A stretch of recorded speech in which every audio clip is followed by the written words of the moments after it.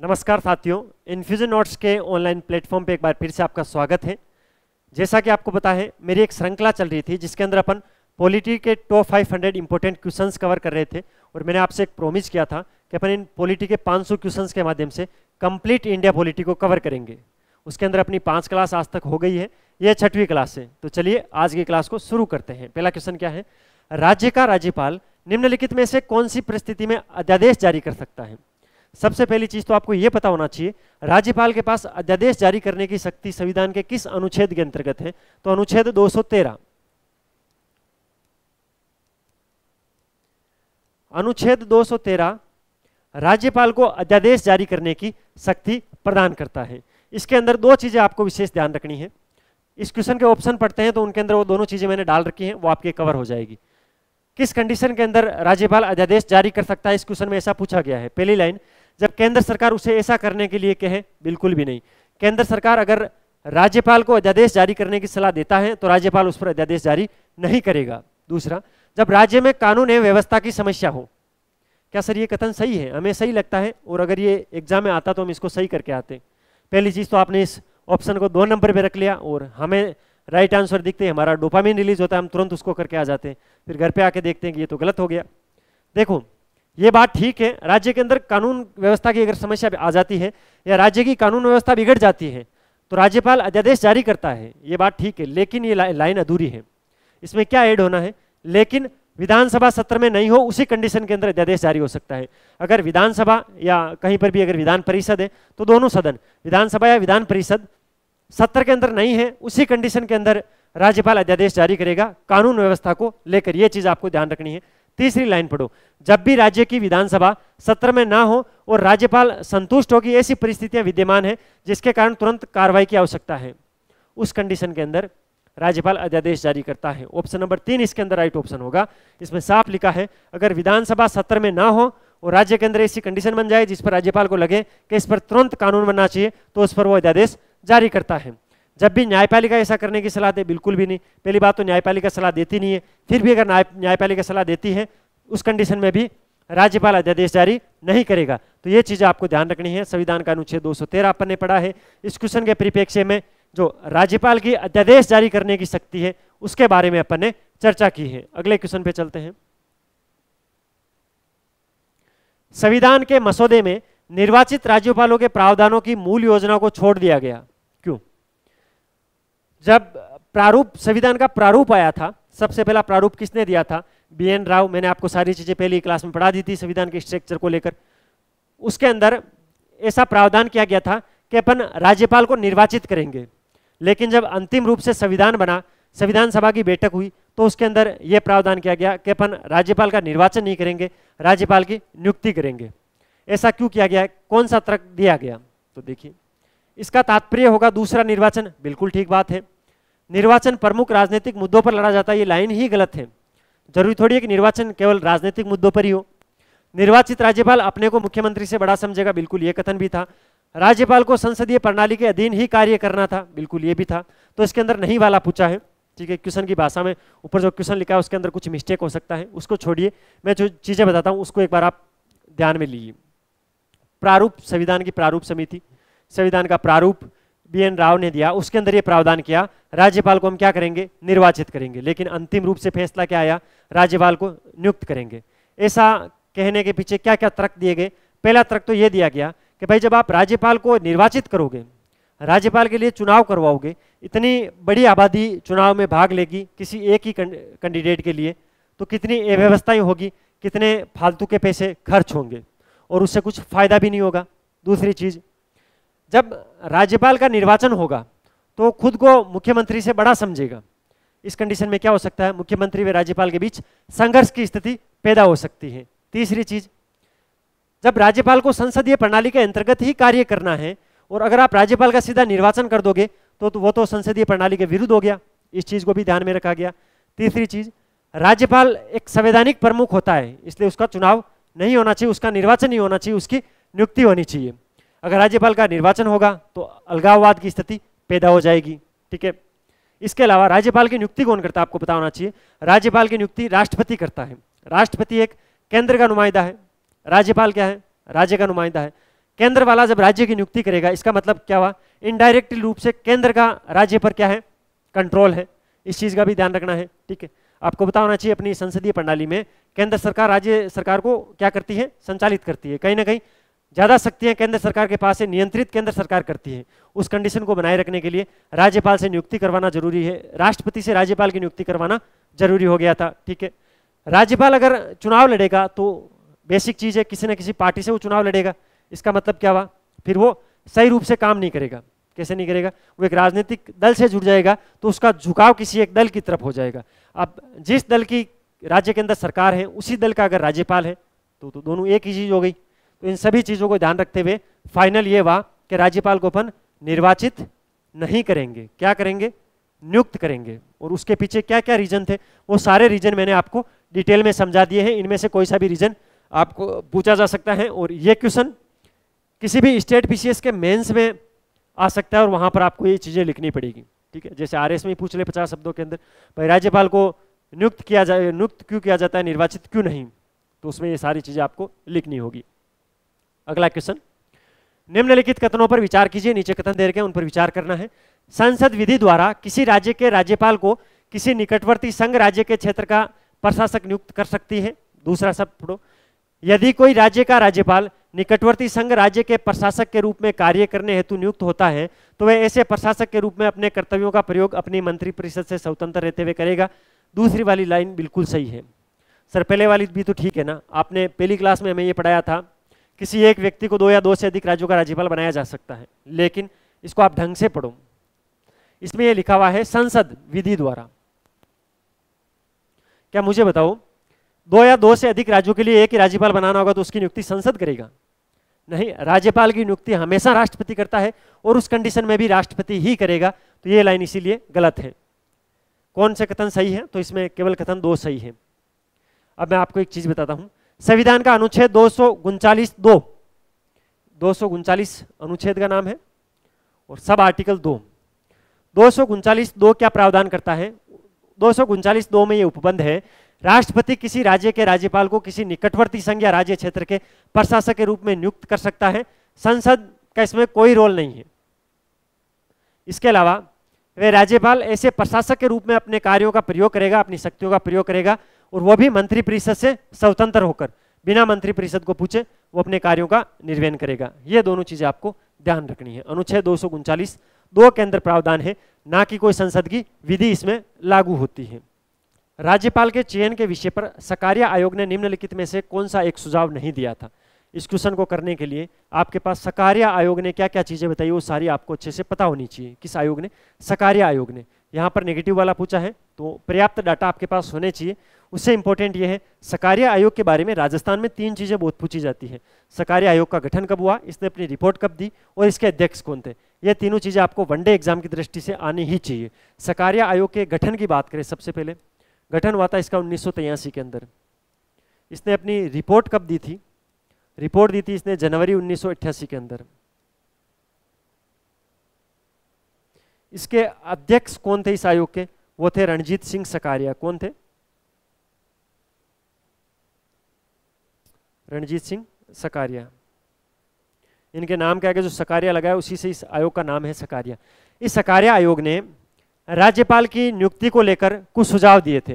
ये सुझाव इंपॉर्टेंट है, 4 सुझाव उनके इंपॉर्टेंट है जिनको आपको एग्जाम की दृष्टि से इंपॉर्टेंट है, याद रखने हैं। पहला सुझाव इन्होंने दिया था, राज्यपाल जिस राज्य में नियुक्त किया गया है उस राज्य से नहीं होना चाहिए। क्या इसका फॉलो होता है? ये इस नियम का पालन होता है?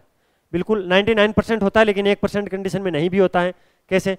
मिलाप चंद्र जैन राजस्थान के राज्यपाल रह चुके हैं, राजस्थान के जोधपुर से ही है, तो वो जोधपुर के हैं और उनको राजस्थान का राज्यपाल बना दिया गया है। इस आयोग ने ऐसा बोला था कि ऐसा नहीं करना चाहिए। दूसरा, राज्यपाल की नियुक्ति के संबंध में राष्ट्रपति उस राज्य के मुख्यमंत्री से सलाह ले। एक चीज ये भी बोली थी, यानी अगर आप राजस्थान में आज राज्यपाल की नियुक्ति कर रहे हो तो आप एक बार भजनलाल जी को पूछ लो, राजस्थान के मुख्यमंत्री को आप ये चीज पूछ लो कि आप हम इस व्यक्ति को यहाँ का आपके यहाँ का राज्यपाल बना रहे हैं, ये मैनेजेबल है या नहीं है। तीसरी चीज, केंद्र में कोई भी जो सत्ताधारी दल है वर्तमान के अंदर, उसका कोई इंपॉर्टेंट नेता नहीं होना चाहिए, एक्टिव पॉलिटिशियन नहीं होना चाहिए। ऐसा नहीं होना चाहिए कि आप राजनाथ सिंह को किसी राज्य का राज्यपाल बना दो, अमित शाह को किसी राज्य का राज्यपाल बना दो, ठीक है। चौथी, इन्होंने एक इंपॉर्टेंट चीज की थी, राज्यपाल नामधारी शासक रहे, कोई दिक्कत नहीं है, अच्छा शासक होना चाहिए, अच्छा पॉलिटिशियन होना चाहिए, लेकिन वो वर्तमान केंद्र का अभिकर्ता या प्रतिनिधि नहीं होना चाहिए। सीधी सीधी डायरेक्ट भाषा में मैं आपको समझाऊं क्या, वर्तमान कंडीशन में वो केंद्र में किसी भी पार्टी का चमचा नहीं होना चाहिए। ठीक है, वो इस कंडीशन में पहुंच गया, वो इतना नैतिक हो गया कि उसने दबा के राजनीति कर ली, जैसे गुलाब चंद कटारिया हुए, ऐसे व्यक्तित्व जो व्यक्तित्व के धनी होते हैं उनको फिर राज्यपाल बना दिया जाता है। ऑप्शन पढ़ो, केंद्र में सत्ताधारी दल के किसी राजनयिक की नियुक्ति नहीं होगी, बिल्कुल ठीक बात है, ये सरकारी आयोग ने ऐसी चीज बोली थी। ऐसे वियोजित व्यक्ति जिसकी राज्य की स्थानीय राजनीति से गहरी घनिष्ठता ना हो की नियुक्ति नहीं होगी, ये सरकारी आयोग ने नहीं बोला था। राज्यपाल के नियुक्ति के संबंध में मुख्यमंत्री से परामर्श करना अनिवार्य होगा, ये चीज भी कही थी। राज्यपाल नामधारी शासक रहे, ना कि केंद्र का अभिकर्ता या प्रतिनिधि, तो ये चीज भी सरकारी आयोग ने कही थी। तो ये ऑप्शन नंबर 2 इस क्वेश्चन के परिप्रेक्ष्य में राइट ऑप्शन होगा, क्योंकि ये गलत कथन है। अगले क्वेश्चन पे चलते हैं। आज का जो अपने ये क्लास है, आज का जो अपना ये सेशन है, उसके अंदर अपन कंप्लीट राज्यपाल को ही पढ़ेंगे। राज्यपाल टॉपिक में से प्रत्येक एग्जाम के अंदर क्वेश्चन आता है, क्योंकि राज्यपाल टॉपिक ओवरलैप करता है। अगर आपके पास इंडिया पॉलिटी है वहां भी ये पूछा जा सकता है, अगर आपके पास स्टेट पॉलिटी है तो वहां पर भी पूछा जा सकता है, इसीलिए अपन राज्यपाल को अच्छे से इस क्लास में कवर कर लेंगे। राज्यपाल के संदर्भ में निम्नलिखित में से कौन सा कथन सही नहीं है? नेगेटिव क्वेश्चन पूछा है, कौन सा कथन सही नहीं है आपको बताना है। राज्यपाल की विवेकाधीन शक्ति की चर्चा संविधान में कहीं नहीं की गई है। इसके अंदर ये कहा गया है इस कथन के अंदर कि राज्यपाल के जो विवेकाधीन शक्तियां होती है उसका संविधान में उल्लेख नहीं है। दूसरा, विवेकाधीन शक्ति के संबंध में राज्यपाल का निर्णय अंतिम होगा। तीसरा, राज्यपाल की विवेकाधीन शक्ति के संबंध में निर्णय को किसी न्यायालय में प्रसंगत नहीं किया जा सकता है, बिल्कुल ठीक है। राज्यपाल राज्य का संवैधानिक प्रमुख होने के साथ साथ राष्ट्रपति का प्रतिनिधि भी होता है। ये तीनों कथन इसके अंदर सही है और ये कथन इसमें गलत है, लेकिन इस क्वेश्चन के परिप्रेक्ष्य के अंदर राइट ऑप्शन क्या है? राइट ऑप्शन ये है, ये क्या है? राइट ऑप्शन है। सारी चीजों को वापस बता देता हूं, ठीक है। विवेकाधीन शक्ति का संविधान में कहीं पर भी उल्लेख है, बिल्कुल। जो राज्यपाल की विवेकाधीन शक्तियां होती हैं वो संविधान के अंदर लिखी गई है। संविधान के अंदर 2 लाइन लिखी गई है। पहला, ये शक्तियां 2 प्रकार की होगी संविधान में, इसके लिए एक तो उपबंध है, दूसरा परिस्थिति उत्पन्न स्थिति के लिए। कैसा? अगर कोई ऐसी कंडीशन बन गई है, हर कंडीशन के लिए तो कानून नहीं बनाया जा सकता है, ऐसी कोई कंडीशन बन गई है जिसके लिए राज्यपाल को कुछ कार्य करना है, तो वहां पर वो सब विवेकीय शक्ति से कार्य करता है। लेकिन इसका उपबंध तो है ना, किसमें? संविधान के अनुच्छेद 163(2) के अंदर राज्यपाल के विवेकाधीन शक्ति का उल्लेख है, चर्चा की गई है। तो किस अनुच्छेद में? अनुच्छेद 163(2) में। ऑप्शन में तो ऐसा लिखा है कि विवेकाधीन शक्ति उसकी संविधान में चर्चा नहीं है, लेकिन मैं आपको क्या बता रहा हूं, अनुच्छेद 163(2) के अंदर राज्यपाल की विवेकाधीन शक्तियां लिखी गई है। इसका मतलब क्या है? संविधान में ये चीज उल्लेखित है, इसीलिए ये ऑप्शन गलत था। इसके अलावा ये चीज ध्यान रखनी है, विवेकाधीन शक्ति के संबंध में राज्यपाल का निर्णय अंतिम निर्णय होगा। अगर कोई विवेकाधीन शक्ति से अगर कोई राज्यपाल कार्य कर रहा है, उसका जो निर्णय होगा वो अंतिम निर्णय होगा और किसी भी न्यायालय में उसको प्रश्नगत नहीं किया जा सकता है, कोई भी न्यायालय उस पर प्रश्न नहीं उठा सकता है। इसके साथ में इसका मतलब क्या हुआ? राज्यपाल राज्य का संवैधानिक प्रमुख होने के साथ साथ राष्ट्रपति का प्रतिनिधित्व भी होता है। बिल्कुल भाई, राष्ट्रपति किसी विशेष परिस्थिति के अंदर राज्यपाल को कुछ कार्य दे सकता है जिसका निर्वहन राज्यपाल को करना होगा, ठीक है। राज्यपाल को जो भी निर्देश दिए गए हैं उस निर्देशों के अनुसार वो राज्यपाल काम करेगा और ऐसे मामले में राज्यपाल राज्य के मंत्रिपरिषद से सलाह लेता है। लेकिन इसमें एक पेच है, पेच ये है, जो राज्यपाल होगा वो मंत्रिपरिषद की सलाह मानने के लिए बाध्य नहीं होगा। किस कंडीशन में?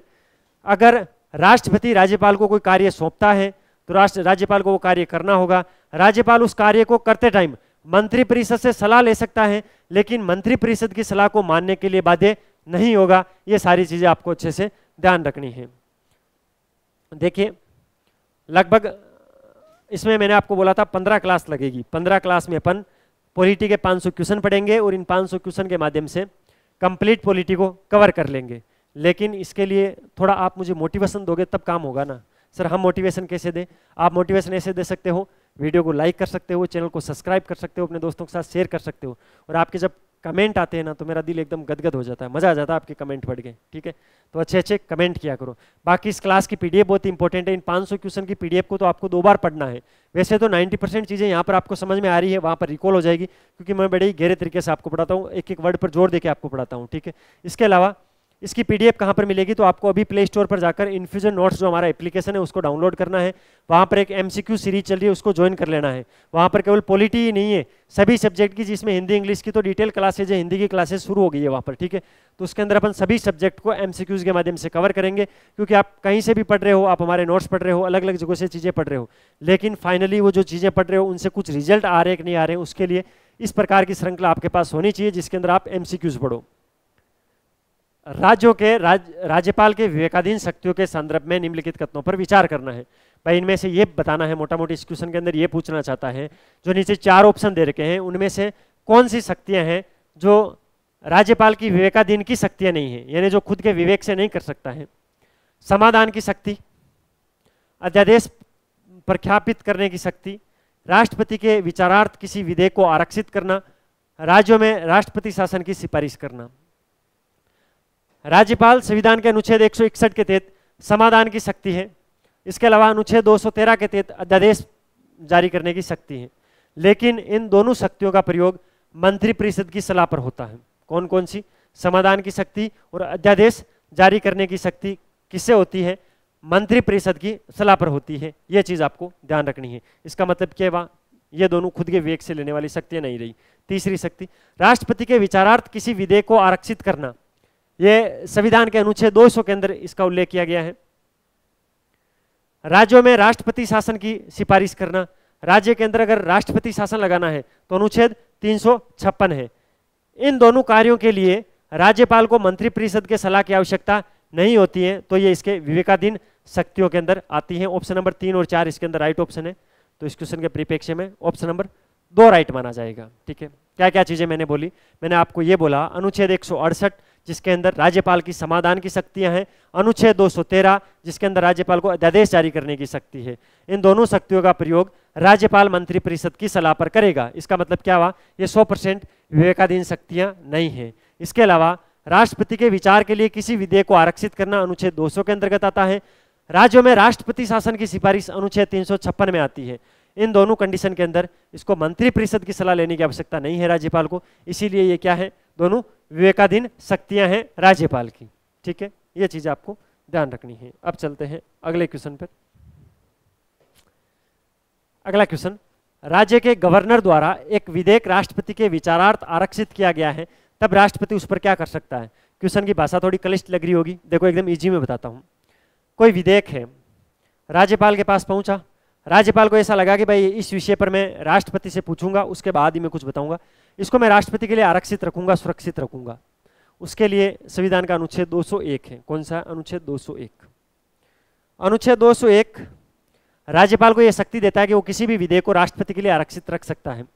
अच्छा, राष्ट्रपति के लिए आरक्षित रख दिया, उसके बाद राष्ट्रपति क्या कर सकता है? इस क्वेश्चन में ऐसा पूछा है। विधेयक पर अनुमति दे सकता है, बिल्कुल विधेयक को अनुमति दे सकता है। विधेयक पर अनुमति रोक सकता है, बिल्कुल अनुमति के लिए मना कर सकता है।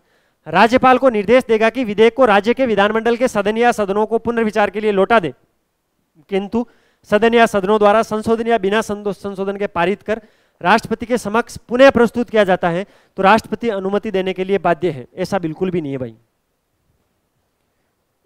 Option number 2, option number B इसके अंदर राइट ऑप्शन है। 1 और 2 इसके अंदर सही है, तीसरा गलत है। अब मैं आपको एकदम इजी गोइंग तरीके से समझाता हूं। यहां तक की बात समझ में आ गई? 201 के तहत राज्यपाल क्या कर सकता है? राष्ट्रपति के लिए उस बिल को आरक्षित रख सकता है। राष्ट्रपति उस पर या तो अनुमति दे दे या उसको अपने पास रख ले। तीसरा काम वो कर सकता है, वो राज्यपाल को बोले कि एक बार इसको सदन पर वापस रखाओ और इसके अंदर इस पर पुनर्विचार करवाओ, इसके अंदर संशोधन करवाओ, फिर मेरे पास भेजो। पुनर्विचार के बाद में राज्यपाल उसको वापस राष्ट्रपति के पास भेजेगा।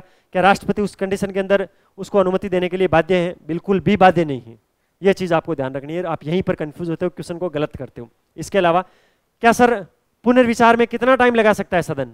अधिकतम 6 महीने। कितने? अधिकतम 6 महीने। ये जो पुनर्विचार है इसके अंदर अधिकतम 6 माह लगा सकता है, उससे ज्यादा टाइम नहीं लगना चाहिए। धन विधेयक के अंदर थोड़ी स्थिति अलग है, उसको समझ लेना।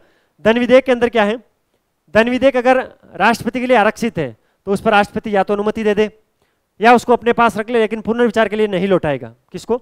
धन विधेयक को। ऐसा क्यों है?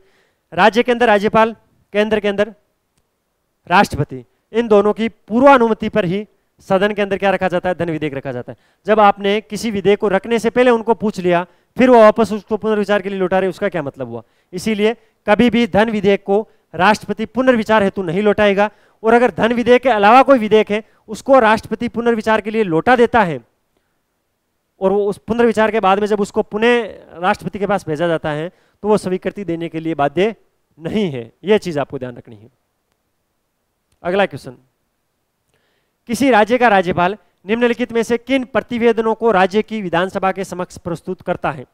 कुछ प्रतिवेदन है जो विधानसभा के अंदर राज्यपाल रखता है। कौन कौन से प्रतिवेदन है? राज्य वित्त आयोग के प्रतिवेदन बिल्कुल रखता है, राज्य लोक सेवा आयोग के प्रतिवेदन ये भी रखता है, नियंत्रक एवं महालेखा परीक्षक के प्रतिवेदन ये भी रखता है। तो 1 2 3 ऑप्शन नंबर 4 इस क्वेश्चन के परिप्रेक्ष्य में राइट ऑप्शन है। अब कुछ थोड़ा पॉलिटी की दृष्टि से बातें कर लेते हैं। संविधान का अनुच्छेद 243 के, कौन सा अनुच्छेद? 243 के।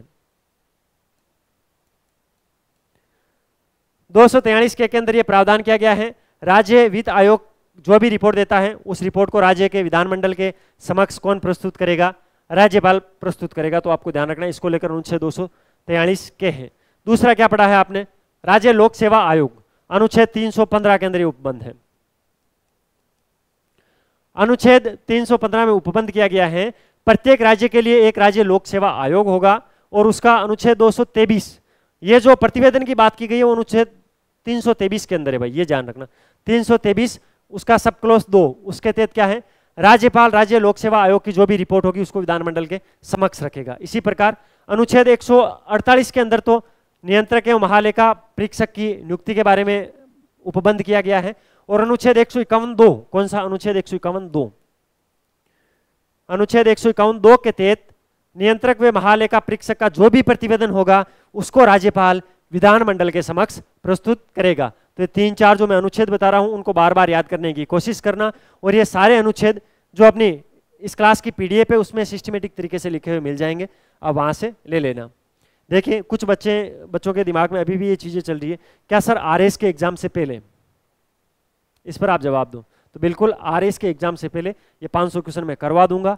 अगला संडे या अगली छुट्टी जब भी होगी अपनी कोचिंग में, उस दिन फुल डे अपनी क्लास होगी, 5 से 6 घंटे की क्लास लूंगा, सारा पटिया साफ कर दूंगा। निम्नलिखित कथनों पर विचार कीजिए। विधायी शक्ति के संबंध में राज्यपाल राज्य विधानमंडल का अंग होता है, उसी प्रकार जैसे राष्ट्रपति संसद का अंग होता है। राज्यपाल के पास आपातकालीन शक्ति नहीं है, बिल्कुल ठीक बात है।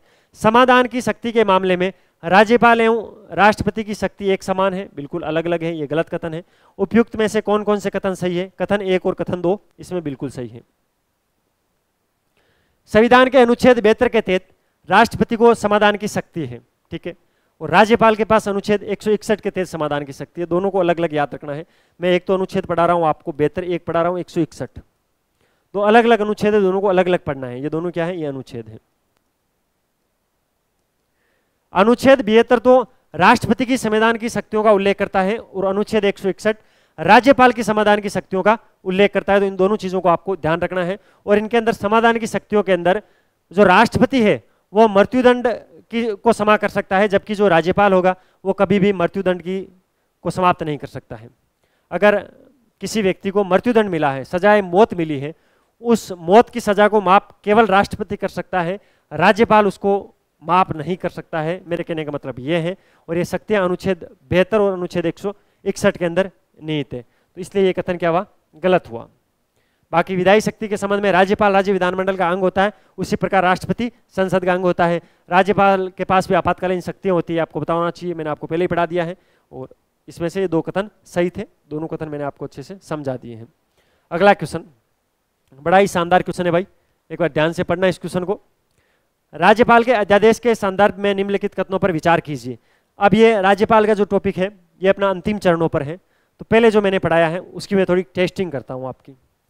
संविधान के अनुच्छेद 123 के तहत राज्य के राज्यपाल को अध्यादेश जारी करने की शक्ति, सर आपने पढ़ाया था, बिल्कुल सही बात बोल रहे हो आप।